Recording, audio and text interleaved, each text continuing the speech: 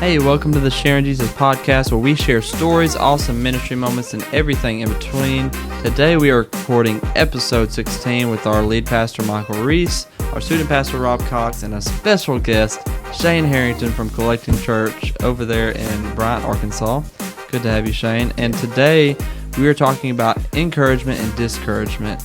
And we will talk about that in the pastoral sense when it comes to leadership and student ministry and all things in the church, but we'll also kind of grace on the topic of encouragement and discouragement between family, friends, your coworkers, peers. Yeah, glad to have Shane with us. He's a longtime friend, been around the ministry definitely a while now. How long have you been in the ministry, so to speak? I know you've been in different hats, had different hats. Yeah, so this will be, this year will be my first decade. Cool. Completion of the first decade. Finishing up a decade of ministry. This coming year. This is traditionally Pastoral Appreciation Month. I don't know how long that's been going on. I remember when I first heard it on the radio, then you wanted to secretly let church members find out that it was Pastor Encouragement Month, because it was a new thing. 10, 12, I don't know how many years ago it started, but I think Lifeway probably started that way back yonder. And it shouldn't be just October. A lot of people have said that. Now, are they just doing it because it's the time of the year to do that, or should church members do that more often? A lot of people don't know the stresses and the... Quick fact check, started in 1992. 1992. Hey, Who started it? The power of Google. Was it Lifeway? That'd be a strange... It says Pastor Appreciation Day is always the second Sunday in October, and all of October is celebrated as Pastor Appreciation Month. The celebration was established in 1992 with the mission of uplifting and encouraging pastors, missionaries, and religious workers. While you're at it, I think, fact check me, is April or March Pastors' Wives Appreciation Month, because somebody, I guess Pastor's wife said, well, what about us? Exactly. We need to be encouraged, but they definitely need to be encouraged. Because Yeah, they put up with us. Yeah. They put up with us when we're discouraged. Yeah, that's true. And speaking of Pastor Appreciation Month in October, this podcast brought to you by the Butlers. I'm over here snacking on some nice treats they dropped off. Ronnie and Susan Butler. Yeah, thank you guys so much. Yeah. I'm getting these Reese's big cups with pretzels in them. It's pretty nice. Just With to a be cup of all coffee. Just to be all biblical in the beginning of the episode, it said Paul started Pastor Appreciation Month in 1 Timothy 5:17 began the concept of pastor appreciation when he stated that the elders of the church are worthy of double honor. Okay. And the double He honor. did that in October. Yep. Yeah. A lot of good, Paul. Thank you. October. Yeah, probably. He must have, that's when he wrote it down. He was probably like the worried second about what Sunday he in was going to October. eat for Thanksgiving and just needed a good turkey. Yeah, Man. got a head on that. Yep. Real quickly, I'm going to start it off. Y'all be thinking of next something that people have done to encourage me through the years. Of course, pastors have not always been the highest paid position. For years, I was bivocational, and so it's always nice whenever people would just, whether it be a thank you note, and sometimes people would give us extra funds. It would, be a 50, a 20, a gift card to take your wife out to eat, those sort of things. And through the years, those spontaneous acts of kindness have really meant a lot, because back in the 80s and the 90s, of course, I married Miss Karen in 1989. I was already pastoring. So if that started in 92, or what the year was that you said, it really wasn't a thing. So just those were big hits. Just thank you, preacher. Just letting you know that I'm praying for you. And it all comes down with the attitude that people have toward ministers. And a lot of it reflects on how they were raised in church or what have you. And, Yeah.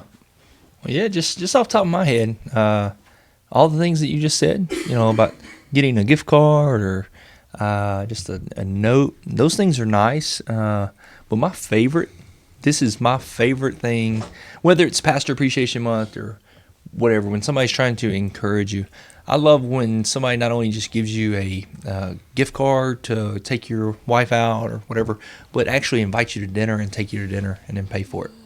Not that I'm expecting that. Like, I'd just like to go out to dinner. Not even that they would even pay for it. But I've had a few church members take us out to dinner and us have meaningful conversations, and they pick up a tab, and that is my favorite one because it's a personal interaction with that. So if you got to put That's a good point. If you got to put cherry on top, I guess that is Rob's favorite. Well, to go off that, you talking about you love receiving that. It's a blessing when you can do it for somebody else. If y'all don't know, my roommate is Sean, and he's surrendered to the ministry, and he's not on staff anywhere, but we live together, and he's a member here at Sharon. And him and his girlfriend went out to Chippe's the night, and Rob and Haley were there eating. And he said, "Bro, Rob and Haley paid for our supper tonight at Chippe's." I was like, "Oh, that's cool." He's like, "Bro, and we splurged too. We both got sweet teas and a cheese dip." I was like, yeah, that's young people there. We got a cheese dip and sweet teas, but I was just trying to pay it forward, I guess, and saw them eating, and I appreciate the work Sean does in ministry, and he's out preaching and stuff, and I saw them eating. I was like, man, as much as I like to get that stuff happen to me, like I'm gonna pay it forward, because I've had church members do that to me. They see us out eating, and they'll pick up the tab, and I'm like, man, that's just awesome stuff. Yeah. And along this line, Shane, what have acts of kindness or things have you experienced that stand out? Yeah, I mean, there's a ton of instances, but I would say like the biggest thing for me that encourages me, just throughout ministry, tons of short stories you can share, but there's nothing like a member calling, texting, or even grabbing you on a Sunday and just pulling you aside and praying with you. To me, that's so encouraging. When they take the time to recognize that they want to pray for you, and they either send you a text randomly, and it always seems like in those random moments when you get a text from a church member, a friend, hey, I just prayed for you today. Just felt like I wanted to pray for you today, or just grabbing you and being intentional with you as a pastor and just coming alongside you and praying for you. I think those moments are not only moments of kindness, but just absolute power and in the spiritual warfare that we as pastors walk through daily. Yeah. Not just pastors, but everybody. I think something cool that Paula Thompson does, who's a huge prayer warrior here at our church. On Sunday mornings a while back, she started that prayer team, and they pray at 8:30 over every pew in the worship center.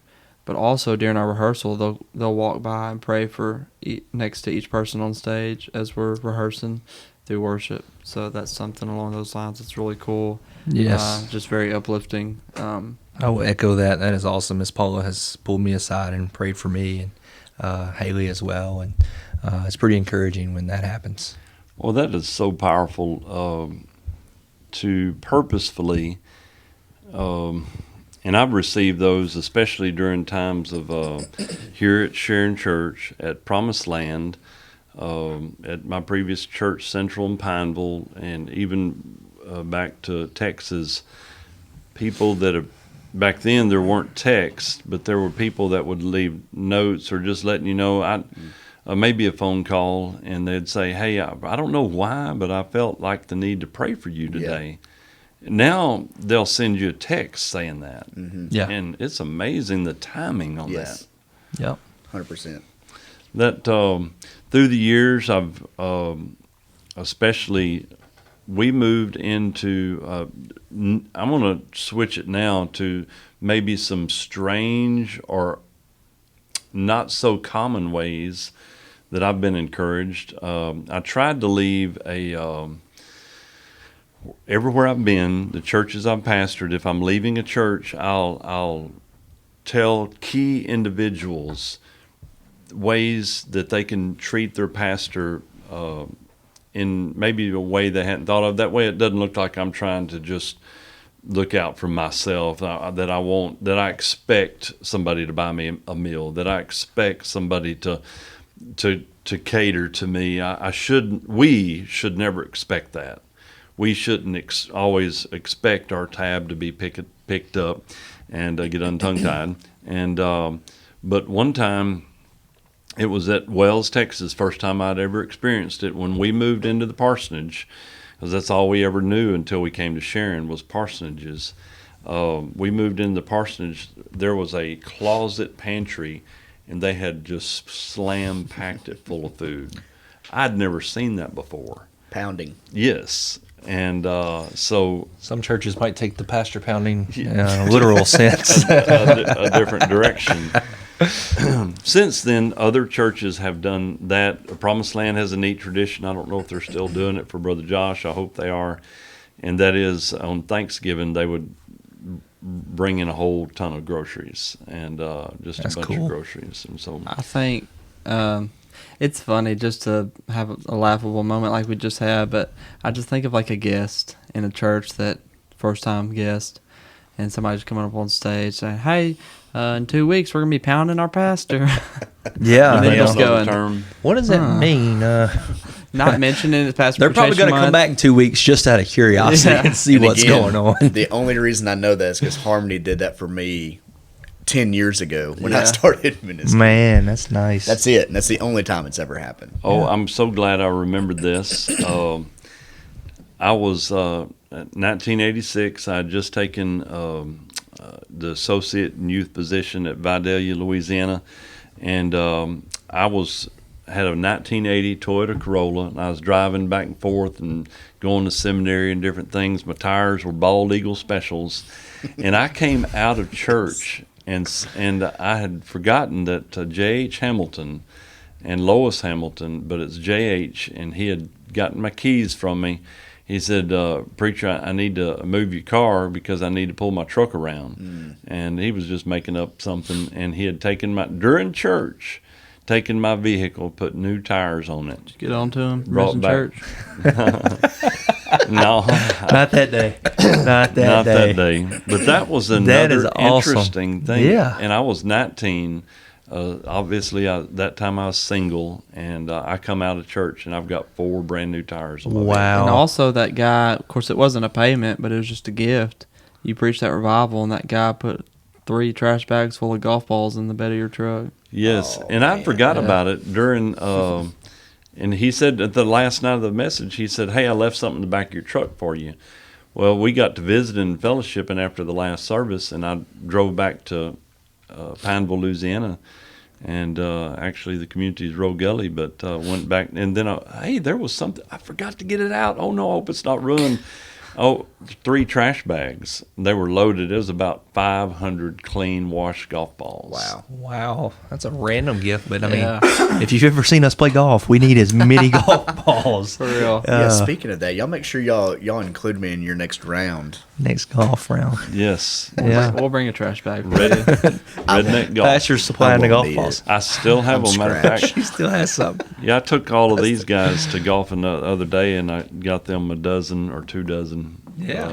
Random acts of kindness, Ellie my fiance, she took golf lessons when she was younger, 8 or 9. She hadn't played golf forever, so I put a post on Facebook, anybody looking to part ways with girls right-handed golf clubs, and the church member said, "Hey, my wife never liked playing, and her set's been in my attic for 2 or 3 years. You can have them." I was like, "Yes." Heck yeah. That Yeah. random act of That's kindness.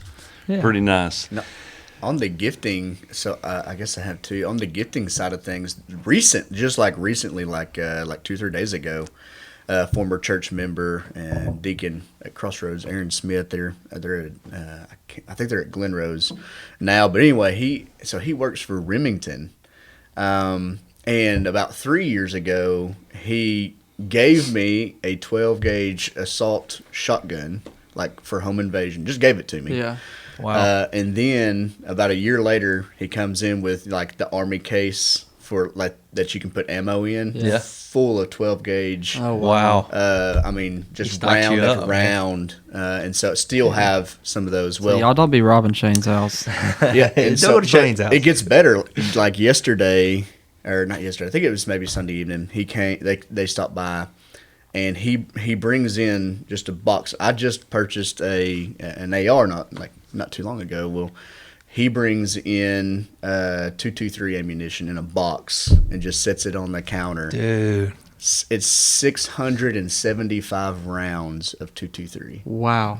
rounds. Now that's equivalent to nearly $850. Wow. Wow, that's Now awesome. that, as far as a gift of kindness, that's pretty daggum good. He's good at it, and again, it's like not a lot of stuff that you just randomly run into. That just never happens. That's cool. And so yeah, that was just a Ellie's really awesome. Ellie met a girl who worked at Bath and Body Works, and the employees there, they get the leftover seasonal stuff. They get to just take it home as much as they want. That's awesome. Man, And so I'd have me a side business. yeah, for real, half price. Half off of half goodness. off. That I'm not saying I want Bath and Body Works stuff at all, but that's just It's pretty, okay. Well, pretty cool perk of I it. know Yeah. y'all Yeah. probably talked about this. What have obviously you're getting married in, let's see, how long? 6, 7, 8 months? 7 months and 3 weeks. There Oh, you that's go. pretty good that you know that. at That's you. look at you. That's good. Is Ellie aware? I know y'all have had some different types of counseling, different types of visiting, getting ready for marriage and everything. So is she ready for ministry? Because you're surrendered into the ministry. Yeah. Now, right now it's the music ministry, so she's ready. Yeah, she enjoys it. She loves it. It's a unique world. It's a unique. It's very beneficial that she can play an instrument. She can sing too, but she doesn't really like singing. and but she can dance. like we're We have going to video lead proof she can worship dance. tomorrow night at Shane's church, Yep. and she's gonna Yep. be playing the keyboard. Cool. Yes. And it's not something I have to ask her. She's like, she knew about me going to do it. She's like, do you need somebody to play piano? Of course, I asked Allie first, but Allie couldn't, so she was like, yes, I will. So Cool. That's cool that she has that mentality and Absolutely. that style of Yeah. willingness yeah, and what have you. Well, let's swap over to the discouragement. I will start it out and just y'all tag off and just stuff will come to your mind. I said it, and I've been saying it. I said it for many times at Promised Land, and many times I've been here. It bears repeating because you have to remind people. Because one of the biggest common hindrances of discouragement to any, whether it be pastor, student pastor, is right before they're scheduled to get up and speak. Somebody will come to them, preacher, you've got to do something. It is burning up in this room, and the air conditioning is not running. And of course, something that's happened to me before even here is, hey, y'all tell them because that fire music that worship band just played. there was a lady that I'm sitting in the front pew, and she comes around, puts her arm around me. I'm in about to preach mode, and she Yeah. says, Pastor, the ladies' toilet is overflowing big gosh. time. No way. This is just what do a you want me couple to years say? ago. Wow. Yeah. And the band, the music leaders going. I think it was during Brother Jeff's tenure. And so I tell her, okay, go see Brother Bob or somebody like that. And church members, that's Still, that's a no-no. that doesn't keep you from not thinking about it anymore.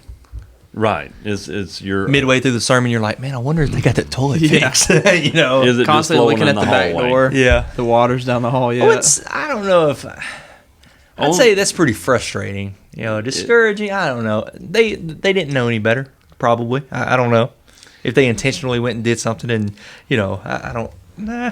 Yeah, but definitely frustrating. My goodness. Is there anybody that could? Is there anything? Well, I'm sure there's something, but is there anything discouraging, or that can be really discouraging? Because I know you're kind of old fashioned. You like standing in the back after the service. Yes, and you're right. That is some of my throwback to my raising, and a lot of preachers, they'll hang out at the front of the church, or they just may. And some preachers, after they preach, they'll just exit the building. They're out of there. And I've Gotta get seen to that lunch. before. Those are true preachers right there. Yeah. I don't know about Yeah, that. that's but one thing kind Not of pastors, preachers. One Preachers, thing they just kind preach and of leave. discouraging to me, and I know some people do it for health reasons, and some people do it just But like one thing discouraging to me, I get up and I lead the invitation, and it's nothing to do with me, but people will have sometimes about half dozen people will get up and leave during your prayer right before the invitation. Because and you're like the only person that sees that. Yeah. Because the rest of the body is looking forward to so you. And I'm thinking I know there's one person that does it because they're handicapped and they need to get to their car, and it's easy. They can get to their car without running into anybody or having problems getting to the vehicle. I understand that. But there's just some people that get up and gotta get to the buffet, man. That's your chance to respond to the word that was just proclaimed. So that's discouraging to me, and I know again it has nothing to do with me, but it's something I see that's just discouraging to me. So yeah. And those are two practices that not all Baptist churches practice, and that is a preacher stands around in the foyer after, and he's not really. He shouldn't be there to okay, I need everybody to come by and say, receive great praise. Job. Yeah. Good job, Pastor. But great word. It should be, because that's the only time you get to see them and they're leaving. You would just want to say hi. That's my motive. Yeah. Is I just want, just want to say hi to people. At Promised Land, we had a bottleneck in the foyer. Oh, yeah. It was a small foyer, and a lot of people would exit the side, and I needed to, I cannot wear my feelings on my shoulders. If somebody goes around, doesn't come by, doesn't speak. You got to have more. And I've run into preachers, pastors that didn't have much of a self-esteem, didn't have much self-confidence, or they really depended on that people coming by and saying something. And that's a sign that you've got to get out of yourself, away from yourself, not dependent on the praise of men. And so my goal and my aim is to see and say hi to people. Also, many times people will come by and yes, they can say, hey, last week, such and such happened. It was bad news, and discourage you there in the foyer. But I've often told people, never complain, never gripe to me about me or whatever, or what I've done, what I haven't done, right before I'm about to preach and in the foyer. Because that's not the time. If you come by and say, hey, Brother Michael, could I speak with you after you get through visiting with people? That's appropriate. Yeah. That is appropriate. As we keep diving into this topic of discouragement, don't let this be discouraging to you and just turn off this podcast, but let it be just a way to grow in your Christian walk, and a point of prayer for pastors and youth pastors. And for Shane and Rob, you are in student ministry, and a lot of things can be very discouraging every week in student ministry. Sometimes your kids, and sometimes if you deal with leaders, it can be discouraging. So as we kind of dive into this, Rob just had a smile on his face. Yeah. But sometimes what can be discouraging to you, and I know dealing with students, you're going to be discouraged and let down 90% of the time. Yeah. And that's part of it. There's students, there's a lot of growing, different age groups, Let's dive into that. Who's first? Rock, paper, scissors? I'll dive into I'm a it. guest. This is yours. I'll come in after there's you. If anybody's listening to this and they know me personally, you probably know that I don't get discouraged a lot. It's hard to discourage Rob. I'm always the optimistic guy. I'm the guy that says, hey, our numbers were low tonight, students. So a lot of youth pastors get really discouraged. So if there's any other youth pastors listening to this, and maybe you had a low number night, you might have had 2 new kids there for the first time that's never been in church. That's an encouraging moment. And so that actually happened this past Sunday. We had 2 kids that had never been there before, and they came, but we had a low night overall. And I just want to say, hey, don't let the small things discourage you. Life happens. Life goes on. Well, I was talking to Pastor about this. A lot of times you're dealing with leaders, and they're the ones that are pastoring your kids for you, and small group leaders. We have to understand that they're volunteers. Life goes on. You can't get discouraged when somebody can't be there, right? Yeah. That's not a discouragement to be. And so student ministry, I'm literally probably the only one that's going to sit there and find a positive in every single situation. But it kind of goes back to encouragement and discouragement. A lot of it has to do with your perspective of what you're seeing. And so for student-wise, discouraging is when students are just totally walk away. Like spiritually, like they're so, like you see them growing and getting so close, and then something distracts them, I guess, in life. And you check in on them and you do all these things. And it's not even that they're going to another church. If they end up going to another church, great. I know that pastor, they can pour into you there. That's fine. But they just walk away from church. That's discouraging. As far as leaders go, I guess, to find a discouraging one is, I don't know.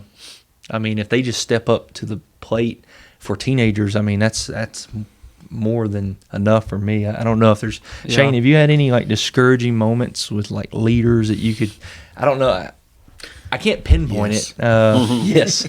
But that's just the way that I'm wired. I don't really get discouraged over things specifically in student ministry. Church overall, or spiritual growth overall, something that's discouraging to me. And it's not the minimal stuff, the yang or whatever, that stuff doesn't. It's when people have issues, whether it be with me or someone else, and they're holding so strong to those issues, whatever it is. If they have a problem with somebody and they won't go speak to them, that is discouraging to me because I don't understand it. I'm like, hey, if you have a problem with that person out of love, you need to go have a conversation with them. And when they're not mature enough, I think it's the immaturity that's discouraging, maybe not the act itself. That's the fruit of the immaturity, that they won't go and seek out a conversation with those people. And it's kind of discouraging, not that we hold on to those people that are have something against you or whatever that you heard. It's just something that you know that there's a problem, or maybe they said something but they won't go figure out a solution. So those things become discouraging, but overall it's really hard to discourage Rob. And I'll be real quick as far as some of the stuff you've already answered, but from students' perspective, for me, like very rarely am I ever discouraged by students, because students are products of their environment. People are products of their environment, but students are so much a product of their environment. And so it's really hard to get discouraged knowing what their environment is most of the time. 168 hours a week, I get 2 tops, for the most part. So I'm not really discouraged that much with students. I'm more encouraged with them, even when they make little mistakes. I'm still encouraged that they've recognized the mistake they've made and made a step forward. As far as like from leadership standpoint, people who are past 25 and their brains are fully developed at this point, this is where the discouragement begins to take place. So like if you're above 25, I always give you a cop out. Well, your brain's not fully developed. You're still working on it. But below 25. If you're below 25, your brain is still developing. So I give you an out. But once you start getting into adulthood, so leaders can be very discouraging. And here's the biggest way, and I have a great leadership team. So if any of my leaders are listening to this podcast by some chance, we have a great team at Collective right now, and so really happy with them. But in memories past, I would say that very discouraging moments that can happen from leaders in the student ministry will be leaders that are very lethargic, don't care, and don't want to be there. If you don't have a heart for student ministry, I'd rather you not be there because your spiritual gift is not there. That's fine. It's somewhere else. God's gifted you in a certain way. And so if student ministry isn't for you, you don't have to keep coming just because you've been doing it for 30 years. Or if you've just been doing it for 2 months and you're not feeling it, like you don't have to be in it. It's okay. God's gifted you in a way. You need to find whatever that gifting is. And if it's not student ministry, don't waste your time and don't lead these students into a place that's not going to help them grow. And I would say, good word, in a pinpointed instance too, leaders that are under your student pastor, don't hide behind passive aggressive sarcasm with your leader. Show them honor, even though they're not the lead pastor. Still show them the honor of pastor, because that's what they're doing. That's who they are.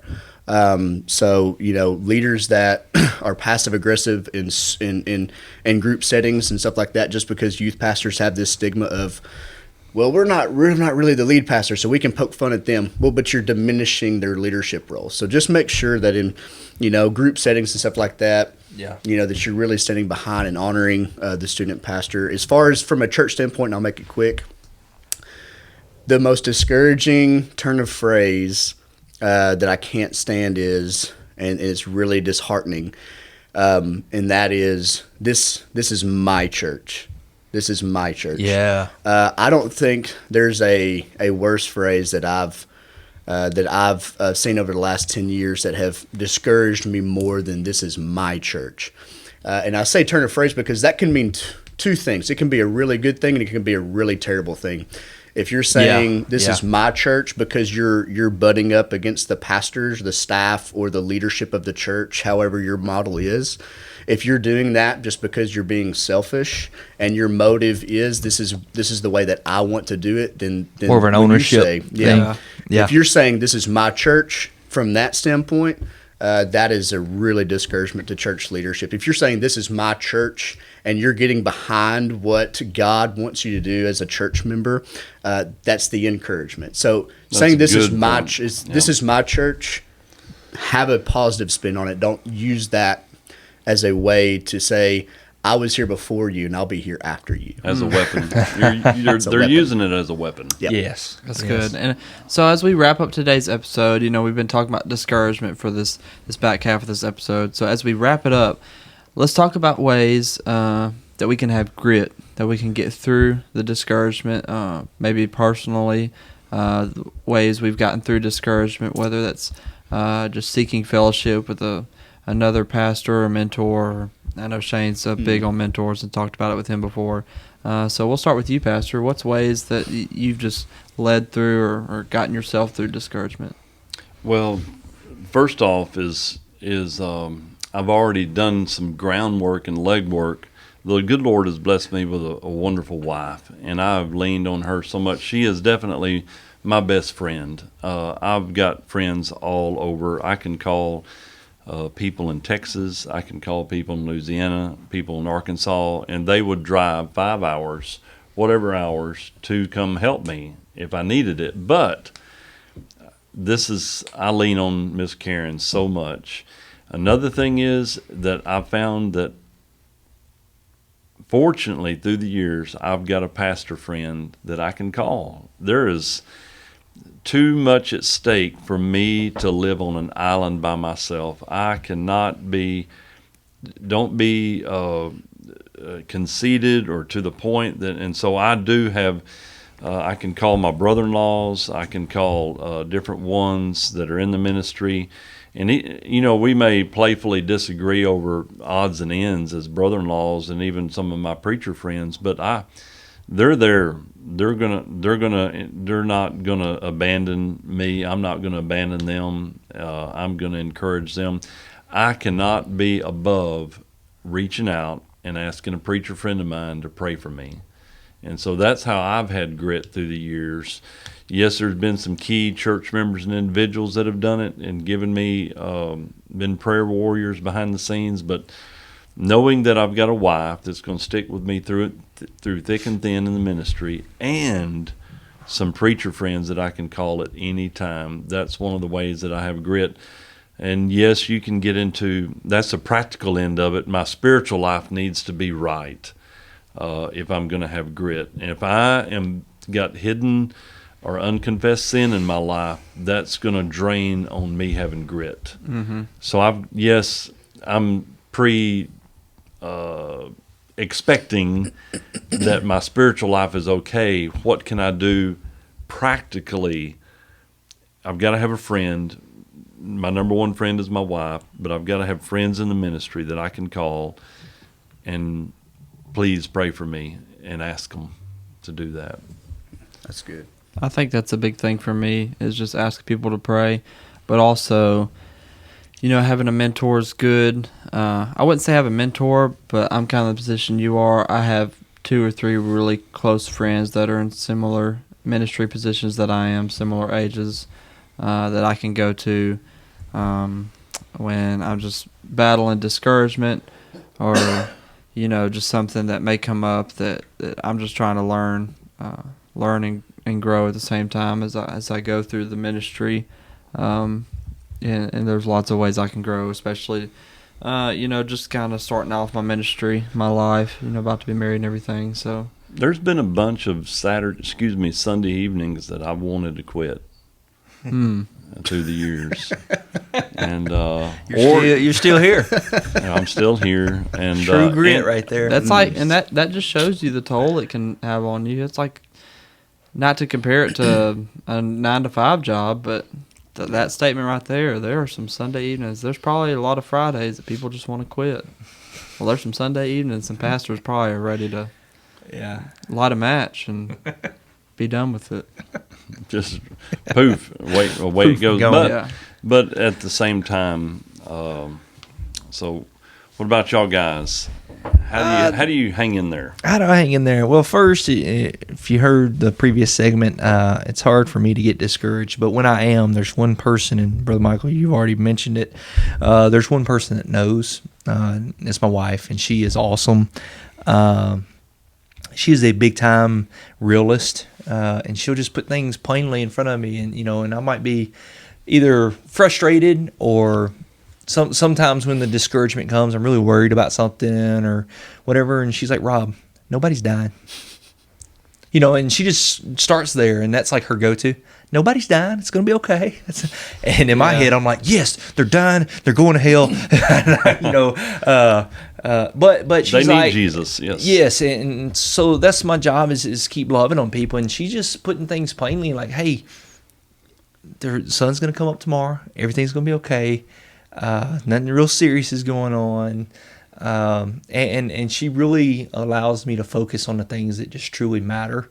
Because some of the stuff that if we're honest with ourselves as pastors, we can get caught up on stuff that doesn't really matter if you think about it. The negativity that might be circling around, or the drama that's going around, the stuff that, the church members that keep you up at night, those people. But when you can go home and you have somebody just speak truth and life into you, that is pretty good to have. And so other than that, just having friends that you're connected to in similar situations that y'all said you can call. I've called Shane before on things.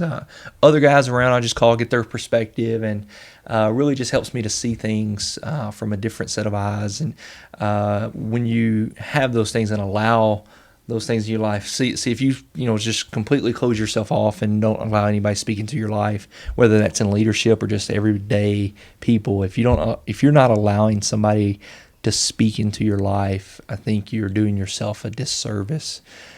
You need to find true friendship, mentorship, maybe a good pastor, and just allow that time. So just shout out to Haley. She's my way to get through things. She had good training being a coach's wife. She had real good training and went through the things. She sees the things. But the thing that's most encouraging, speaking about my wife, is when people, I love it when they encourage me. It's great. I'm not going to turn it down. I love when they check in on me. I love when I get a phone call. But when somebody intentionally takes time out of their day to check on my wife, yes, That is like, that's powerful. There was one instance that stands out the most. Is this was back before Rowan was born. It was a spontaneous trip. Went to Panama City Beach, mission relief. Hurricane came, and she was teaching. There's no kids. I was like, hey babe, can I go on this trip? Never was able to. Coaching, I always wanted to go on a trip like that, and cranked up the chainsaw. I came back wore out, but there was somebody that checked on my wife throughout the week, and it was one of our church members, Gary Bennett, would just call her and check in on her.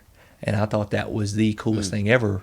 And that's pretty cool. Encouraging when you have people like that in your life. Mm-hmm. That's nice. How you get through, is when you have people like that in your life that when times get tough or things are stretched, that they're going to check in on you, that they love you. So that's really cool. Good. I was thinking when we were talking about the encouragement segment about, what you just said about your wife, when people take time.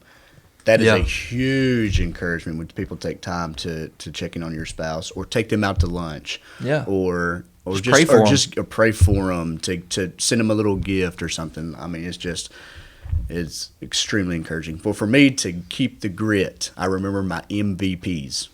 My MVPs. So you got your mentors, you got your vacations, and you got prayer.